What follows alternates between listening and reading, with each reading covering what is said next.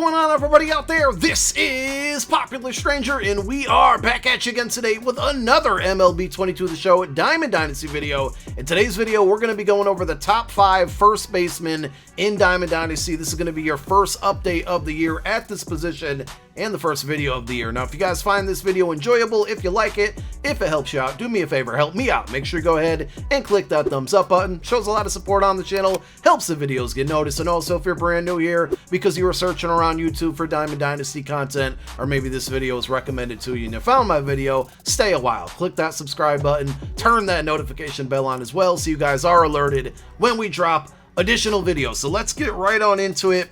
Now, with this video series, we will update it several times a month at different positions, and occasionally we will, kind of replicate or do another video at the same position once more cards come out. But let's start with first baseman, first video of the year. There will also be a playlist linked down below in the comment section as a pinned comment for all of the videos that I drop. So if you're looking for a specific position, we may have a video for it, we might not, but it'll definitely be coming because I plan on covering all of the positions for you guys.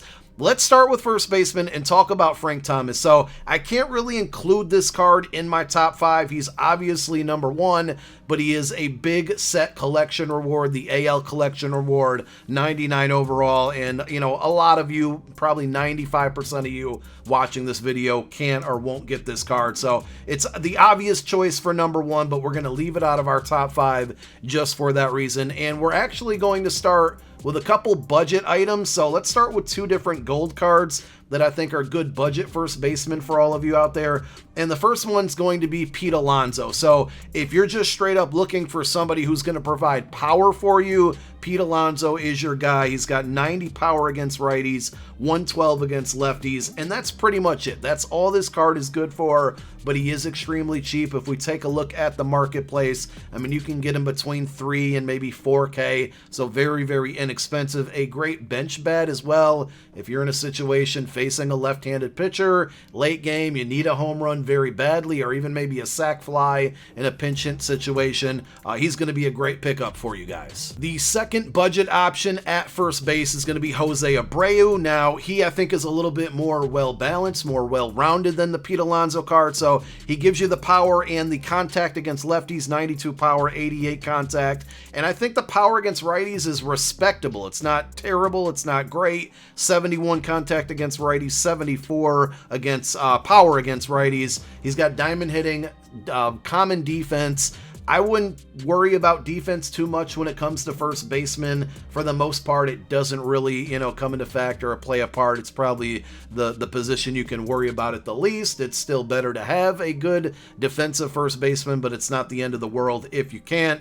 And his price is pretty low as well here, under 4K easily, as we take a look at the marketplace data. So there are 2 gold options for you guys that I think are good budget options. The one diamond option that's still a pretty good budget option here for you is going to be Matt Olson. So he's an 86 overall diamond here, really good power. He's a left-handed bat, diamond hitting, 97 power against lefties, 87 against righties, and then his contact against righties, 70, against lefties, not so great, only at 64, but he does give you a little bit better defense than the cards we've seen so far there. He's only about, I think, like 8 or 9K. He went up for some reason, or I shouldn't say some reason. He was very expensive early in the game when the game first dropped, but as you can see, he's starting to dwindle down, and you can get him for like right around 8K if you're lucky, probably a little bit under 8K as well. One other, I'm going to call it a budget option, but it's a little bit more expensive than like our budget category, is going to be the collection reward for the Red Sox, Kevin Youkilis. This card is very well balanced, great power and contact aside from against lefties, but good power, 82 against righties, contact against right and left, 89 and 86, and he does provide you good defense, something that we haven't seen, with the rest of the cards that we showed you so far. So he's going to land outside of my top 5. To do his collection, you're looking at somewhere probably about between 33 and 39K, but you do get a Diamond Crisell out of it, right? Because he's one of the cards, and then a bunch of other Red Sox cards along with it. So more expensive than everything we've seen so far, but you get a little bit more with it by doing the collection.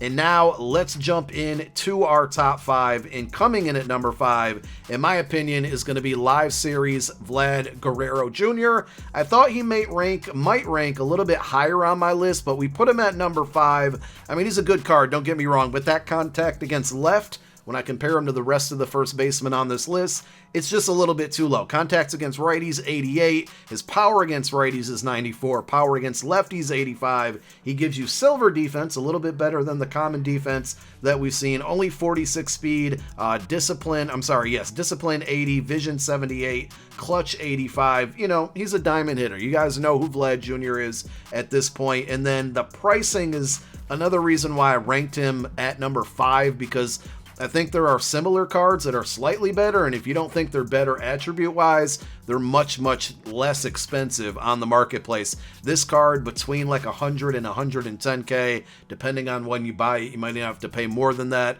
Obviously, it's part of the Blue Jays collection, so that's you get some rewards there if you go out and buy this card. But I think for the simple fact that he's so expensive, unless you're going for team collections here, I wouldn't spend this much on him. I don't think he gives you enough to justify the cost. Coming in at number 4 is going to be Prospect 90 overall Spencer Torkelson.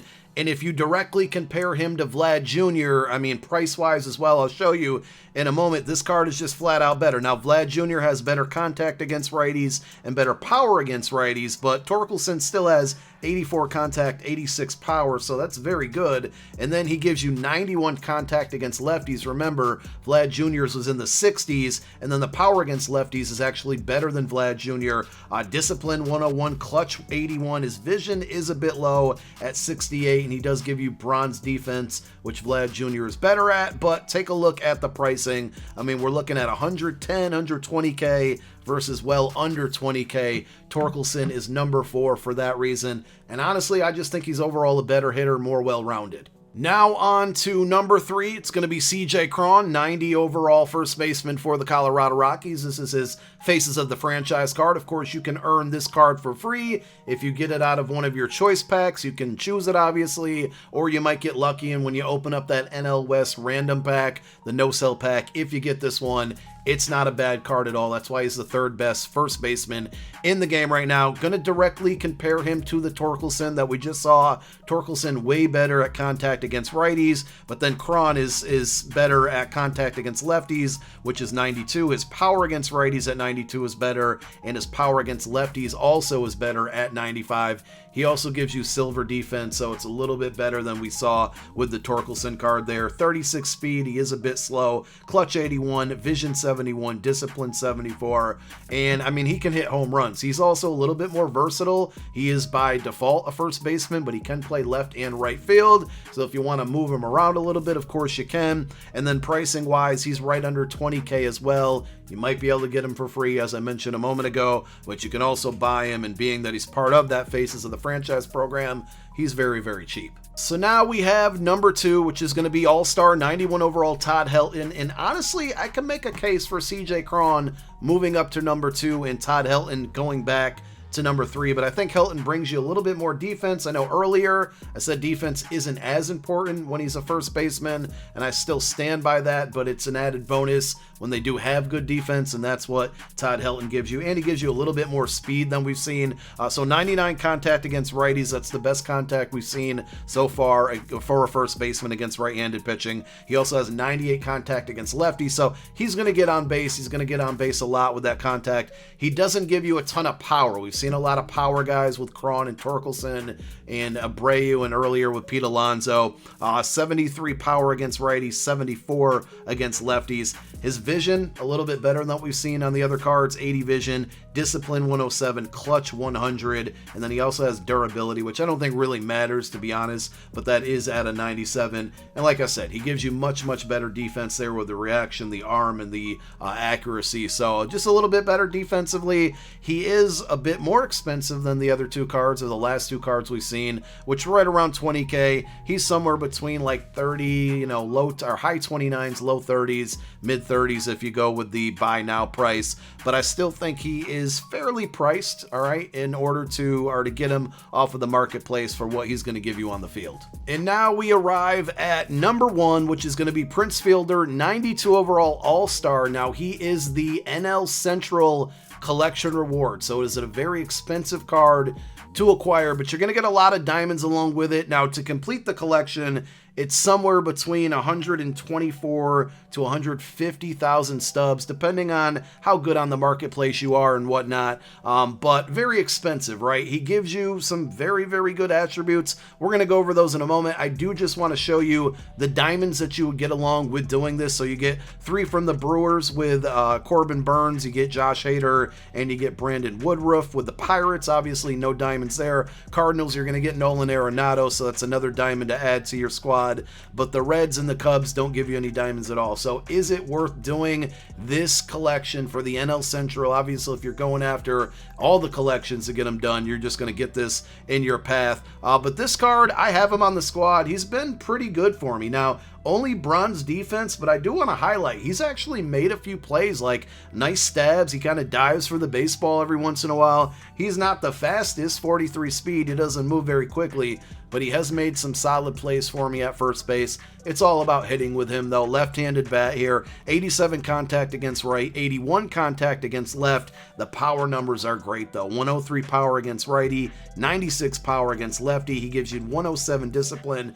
Vision is a little bit low. Like, we've seen a lot of 70s, and I think we saw one card in the 80s, so the vision is a bit low. Clutch at 83, durability 99. Like I said, I don't think that really matters. If, again, we had to factor in price, I might be able to make a case for CJ Cron being number 1. This is the best overall card there, but a bit expensive. You get some diamonds along with it, but I think those are your top 5 first basemen currently for the month of April in Diamond Dynasty 22. Let me know who you're rocking at first baseman, and if I missed anybody on the list, let me know who and why down below in the comment section. Thank you for tuning in. My name is Popular Stranger. I'm out. Peace.